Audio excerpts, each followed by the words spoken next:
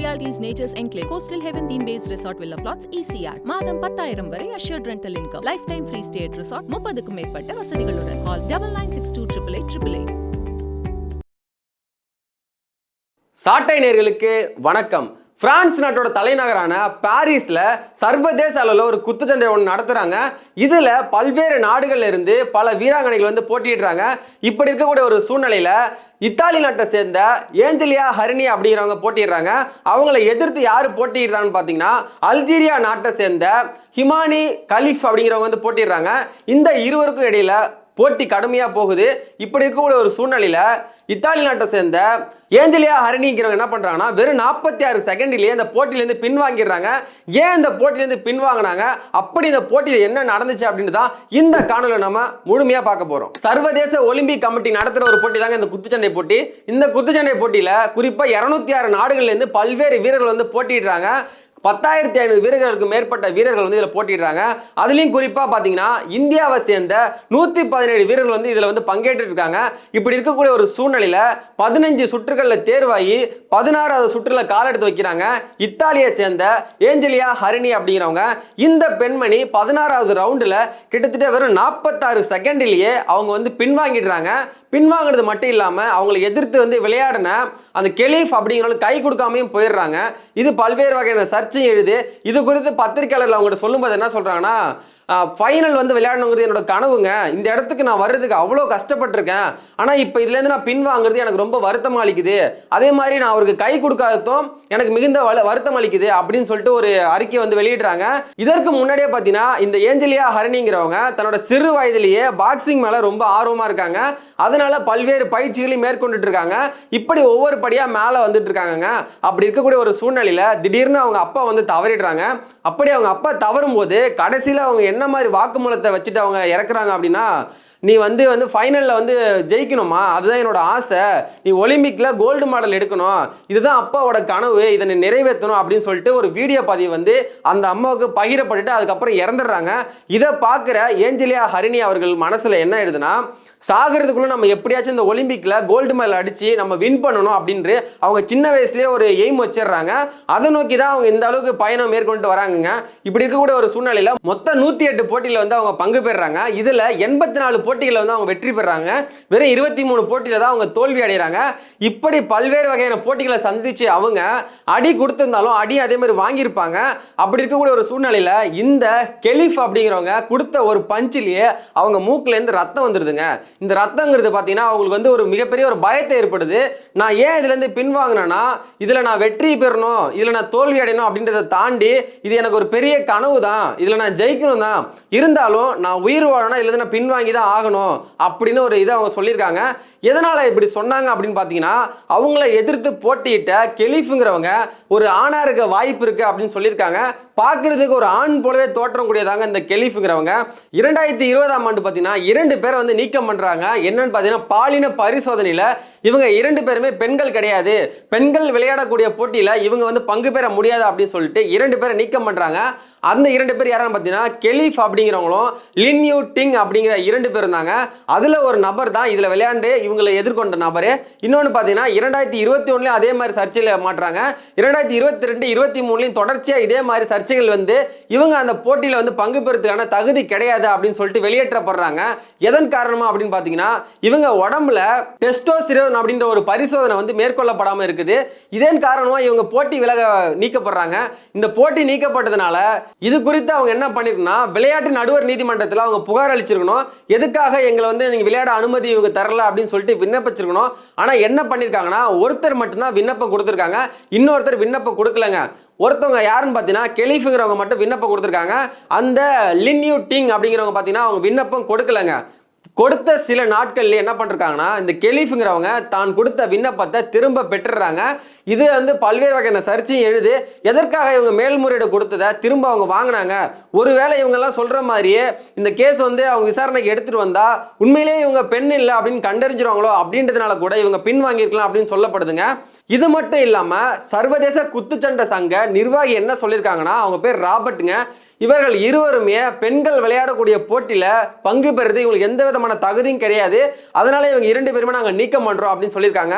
இந்த மாதிரி 2022-23 காலகட்டத்தில் நீக்கப்பட்டவங்களை இப்ப எப்படி 2024 நீங்க விளையாட விட்டீங்க அப்படின்னு ஒரு கேள்வி எழுதுங்க. ஏற்கனவே 55 கிலோ போட்டியில கிட்டத்தட்ட 15 சுற்றுகளை வெற்றி பெற்ற இவங்களால 16வது சுற்றுல வெறும் 46 செகண்ட் கூட இவங்களால தாக்கு பிடிக்க முடியலையே, எதனால அப்படின்னு கேள்வி எழுது. அதுக்கு இவங்க என்ன சொல்லியிருக்காங்கன்னா, IOC வந்து ஒரு தேர்ந்தெடுத்து ஒருத்தவங்க வந்து விளையாட அனுமதிச்சிருக்காங்கன்னா அதை நான் வந்து நம்புறேன், அவங்க மேல எனக்கு நம்பிக்கை இருக்கு அப்படின்னு சொல்லி இவங்க அறிக்கையை கொடுத்துருக்காங்க. ஆனாலும் கூட இவங்க போட்டியிட்ட எதிரான நபர் ஒரு ஆணா இருக்கலாம் அப்படின்ற சந்தேகமும் பல்வேறு வகையில எழுந்திருக்குங்க. ஏன்னு பாத்தீங்கன்னா அவங்க கொடுத்த ஒரு பஞ்சிலேயே இவங்க மூக்கு உடைஞ்சிருக்குங்க. இந்த மூக்கு உடைஞ்சதுனால இவங்களுக்கான ரத்தம் வந்து வெளியாயிருக்குது. அது மட்டும் இல்லாம ஃபர்ஸ்ட் ஒரு 30 செகண்ட்ல பாத்தீங்கன்னா அவங்க என்ன பண்றாங்கன்னா அவங்க தலையில வந்து கனமான அடி விழுது. இந்த அடியால தன்னோட தலை கவசத்தை அகற்றுறதுக்காக தன்னோட பயிற்சியாளர் இருப்பாங்க பாத்தீங்களா, அவங்க கிட்ட போய் வந்து இவங்க சரி செய்யறதுக்காக போறாங்க. சரி செஞ்சதுக்கு அப்புறம் திரும்ப ரவுண்டுக்குள்ள வராங்க. அதன் பிறகு கூட இவங்களால தாக்கு பிடிக்க முடியலங்க. அந்த ரவுண்டுல பின்வாங்கிடுறாங்க. பின்வாங்கினது அப்புறம் கூட அம்பையர் வந்து அவங்க கையை வந்து உயர்த்துறாங்க. யாரோட கையன்னு பார்த்தீங்கன்னா கெலிஃபாரோட கையை உயர்த்துறாங்க. ஏஞ்சலியா ஹரினா அவர்கள் அவங்களுக்கு கை கொடுக்காம அந்த மேடையை விட்டு வெளியேறிடுறாங்க. உண்மையிலேயே பார்த்தீங்கன்னா இது ரொம்ப ஒரு வருத்தம் தரக்கூடிய ஒரு விஷயமா தான் இருக்குது. அந்த கெலிஃபுங்கிறவங்க இருக்காங்க பார்த்தீங்களா, அவங்களோட உடம்புல XY குரோமோசோம் இருக்கிறதாக ஒரு வந்து ஆய்வு வெளியாக இருக்குது. அந்த ஆய்வில் அவங்க வந்து பெண் கிடையாது, அவங்க வந்து ஆண் அப்படின்னு சொல்லிட்டு வெளியாயிருக்குங்க. XX இருந்தால் தாங்க அது பெண் ஆகும், XY இருந்தால் அது ஆண் ஆகும். ஆனால் இவங்க உடம்புல XY குரோமோசோம் இருந்ததாக அறிக்கைகள் வெளியாக இருக்குது. XY குரோமோசோம் உள்ள ஒரு நபர் 2020, 21, 22, 23 சொல்லிட்டு இத்தனை முறை நீக்கப்பட்ட ஒரு நபரை எப்படி இந்த போட்டியில் அனுமதிக்கப்பட்டாங்க அப்படின்னு ஒரு கேள்வி எழுந்திருக்குங்க. சர்வதேச குத்துச்சண்டை சங்கம் நடத்தின போட்டிகளெல்லாம் நிராகரிக்கப்பட்ட இவங்க இன்னைக்கு சர்வதேச ஒலிம்பியா சங்கம் நடத்துகிற போட்டியில் தேர்வாயிருக்காங்கன்னா இது வந்து சந்தேகம் எழுதுங்க. ஏன்னு பார்த்தீங்கன்னா இந்த சர்வதேச குத்துச்சண்டை சங்கத்துக்கும் இந்த சர்வதேச ஒலிம்பியா சங்கத்துக்கும் இடையில வந்து ஏற்கனவே வந்து பல்வேறு கருத்து வேறுபாடுகளாகுமா, 2 பேர் வந்து நீ என்ன சொல்றது நான் என்ன கேட்கறது அப்படின்ற மாதிரி இவங்களுக்கான முரண்பாடுகள் ஏற்படுமா. அப்படி இருக்கக்கூடிய ஒரு சூழ்நிலை தான் நீங்க என்ன வேணா நீக்கிட்டு போங்க, நாங்க வந்து அவங்களை எடுத்துப்போம் அப்படின்னு சொல்லிட்டு எடுத்திருக்காங்க. எதன் காரணமா அப்படின்னு பார்த்தீங்கன்னா பாஸ்போர்ட்ல மேலா ஃபீமேலா அப்படின்னு எது இருக்குதோ அதன் அடிப்படையில் நாங்கள் எடுத்துப்போம். இவங்க 2 பேரோட பாஸ்போர்ட்லையும் ஃபீமேல் இருந்துச்சு, அதனோட அடிப்படையில் தான் நாங்கள் விளையாட்டுக்கு தேர்வுக்காக எடுத்திருக்கோம் அப்படின்னு சொல்லிட்டு அவங்க ஒரு அறிக்கையை வெளியிட்டிருக்காங்க. பார்ப்பதற்கு ஆண் மாதிரியே தோற்றம் அளிக்கக்கூடிய இந்த கெலிஃப்ன்ற நபர் அவங்க கொடுக்குற ஒரு பஞ்சிலேயே அவங்களுக்கு பல்வேறு வகையான சந்தேகமும் எழுந்து இந்த அளவுக்கு சர்ச்சையும் ஆயிருக்குது. அவங்க பார்க்கணும்னா உண்மையிலேயே ஒரு தோற்றத்தை பார்த்தா ஒரு ஆண் மாதிரி தாங்க தெரியுது. முகபாவனை உடம்பு வட்டம் எல்லாத்தையுமே பார்க்கும்போது ஒரு ஆண் மாதிரி தான் தெரியுது. ஏன்னா ஏற்கனவே இந்த மாதிரி குரோமோசோம்ல அவங்க பரிசோதனையில் அவங்க வந்து வெளியாயிருக்கு, அவங்க ஆண் அப்படின்னு சொல்லிட்டு வெளியாயிருக்குதுங்க. ஆனால் பார்க்கறதுக்கு பெண் போல லைட்டாக தோற்றம் அளிக்கிறதுனால அவங்க அந்த குத்துச்சண்டையில் பங்கேற்றுட்டு இருக்காங்க. உண்மையிலேயே ஒரு குத்துச்சண்டையில் ஒரு பெண்ணுக்கு நிகராக ஒரு பெண்ணு போட்டிட்டு தாங்க அது சரியா இருக்கும். ஒரு ஆணை கொண்டு வந்து போட்டிட்டா அந்த பெண்மணியால எப்படி எதிர்த்து சண்டை போட முடியும். அடுத்தபடி அந்த கெலிஃபுங்கிறவங்க ஹமோரி அப்படின்ற ஒரு நபர் கூட மோத போறாங்க. இந்த போட்டி வந்து முடிவடையும் போது தான் என்னன்னு தெரியும். ஏன்னா இப்போ விசாரணை வந்து பல்வேறு தரப்புல இருந்து போயிட்டு இருக்குது. இது குறித்து விசாரணை செய்வாங்களா, அந்த கெலிஃபுங்கிறவங்கள இடைநீக்கம் பண்ணுவாங்களா, இல்லை இந்த போட்டியிலேயே தொடர்ந்து பயணம் பண்ண விடுவாங்களா அப்படின்னு சொல்லிட்டு பல்வேறு வகையான சர்ச்சைகளை எழுந்துகிட்டு இருக்குது. இது குறித்து எலான் மஸ்க் ஒரு ட்வீட் ஒன்று போட்டிருக்காங்க. அந்த ட்வீட்ல என்ன சொல்லியிருக்காங்க பார்த்தீங்கன்னா, ஒரு பெண்ணுக்கு நிகராக ஒரு பெண்ணு தான் விளையாட முடியும், எப்படி ஒரு ஆண் விளையாட முடியும் அப்படின்னு சொல்லிட்டு ஒரு ட்வீட் ஒன்று போட்டிருக்காங்க. அது மட்டும் இல்லாமல் இந்த இத்தாலி நாட்டை சேர்ந்த பிரதமர் என்ன அறிக்கையை வெளியிட்டிருக்காங்கன்னா, இது வந்து முழுக்க முழுக்க ஏற்புடையக்கூடியது இல்லை. ஒரு பெண் விளையாடுறாங்கன்னா அவங்களுக்கு எதிராக விளையாடக்கூடிய தகுதியான ஆள் தான் விளையாட விடணும். இதை வந்து நீங்கள் ஏமாற்றிட்டீங்க, எங்களுக்கு வந்து இது பெரிய ஒரு இழப்பு, பெரிய ஒரு பாதிப்பு, இதை செஞ்சிருக்குது நீங்க தவறு அப்படின்னு சொல்லிட்டு அந்த பிரதமர் வந்து சொல்லியிருக்காங்க. இந்த 2020 நிராகரிக்கப்பட்ட லினியூ டிங் அப்படிங்கிறவங்களும் இந்த போட்டியில் கலந்துட்டு இருக்காங்க. இவங்களும் இப்போ பல்வேறு வகையான இறுதி சுற்றுகள் வந்து வெற்றி பெற்று அடுத்த கட்டத்தை அவங்க நோக்கி போயிட்டு இருக்காங்க. ஏற்கனவே 2020, 23 நிராகரிக்கப்பட்டவர்கள் எதுக்காக இந்த போட்டியில் தேர்வு செய்யப்பட்டாங்க அப்படின்னு சொல்லிட்டு பல்வேறு வகையான விமர்சனங்கள் எழுந்துகிட்டு இருக்கு. இந்த மாதிரி போட்டி தகுதி கிடையாது அப்படின்னு சொல்லி நிராகரிக்கப்பட்டவங்க இப்போ போட்டியில் பங்கு பெறுறதுனால தகுதியான நபர்கள் வெளியேற்றப்படுறாங்க அப்படின்னு சொல்லிட்டு விமர்சனமும் எழுதுங்க. இதற்காக சர்வதேச குத்துச்சண்டை சங்கம் இந்த போட்டியிலிருந்து வெளியேறின ஏஞ்சலியா ஹரினி அவர்களுக்கு $50,000 வந்து நன்கொடை மாதிரி வழங்கியிருக்காங்க. இது வந்து அவங்கள எந்த வகையிலுமே திருப்தி திருப்திப்படுத்தாதுங்க. ஏன்னா அவங்களோட கனவே தன்னோட அப்பா சொன்னதை நம்ம எப்படியாச்சும் நிறைவேற்றணும், நம்ம எப்படியாச்சும் இந்த ஃபைனலில் ஜெயிச்சு கோல்டு மெடல் வாங்கணும் அப்படின்னு இருந்தது தான். ஆனால் இன்னைக்கு அவங்க அந்த போட்டியில் பங்கு பெற முடியாமல் பாதிலே அவங்க பின்வாங்கிட்டாங்க. அப்படி இருக்கக்கூடிய சூழ்நிலையில் இந்த $50,000 நீங்கள் கொடுத்தாலுமே அவங்களால இதை ஏற்படக்கூடியதாக இருக்காது.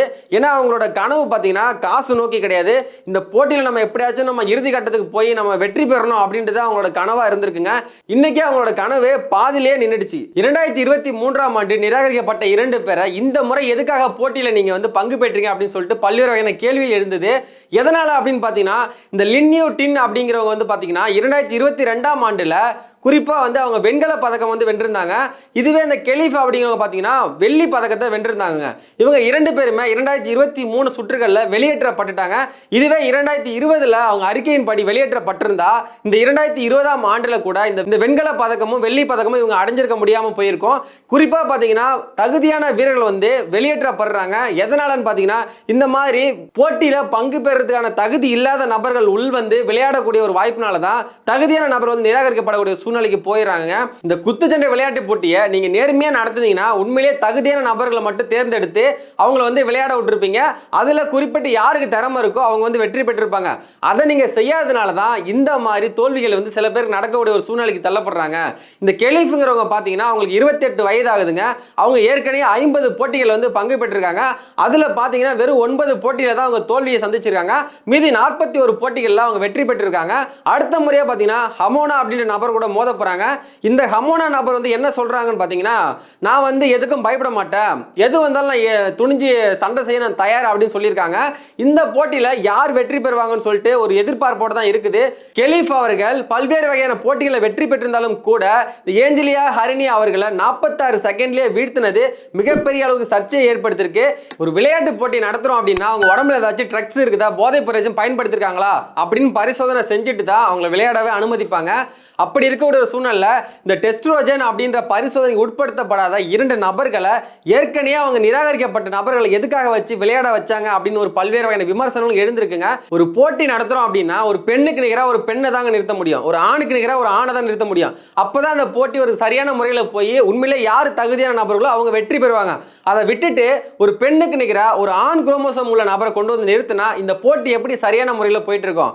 ஹரிணி அவர்கள் தோற்கவில்லை, தோற்கடிக்கப்பட்டிருக்காங்க. அப்படிதான் நம்ம பார்க்குறோம். ஏன்னா இந்த நிர்வாகம் சரியான நபரை தேர்வு செஞ்சு சரியான முறையில் நேர்மையாக போட்டி நடத்திருந்தாங்கன்னா இந்த போட்டி முழுமையாக வெற்றி பெற்றிருக்கும். தகுதியான நபர்கள் அவங்க ஆட்டோமேட்டிக்காக அவங்க வெற்றி பெற்றிருப்பாங்க.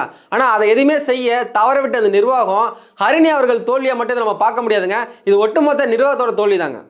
சாட்டை எடுத்து நாட்டை திருத்து, இளம் தலைமுறை தானே நீ வழி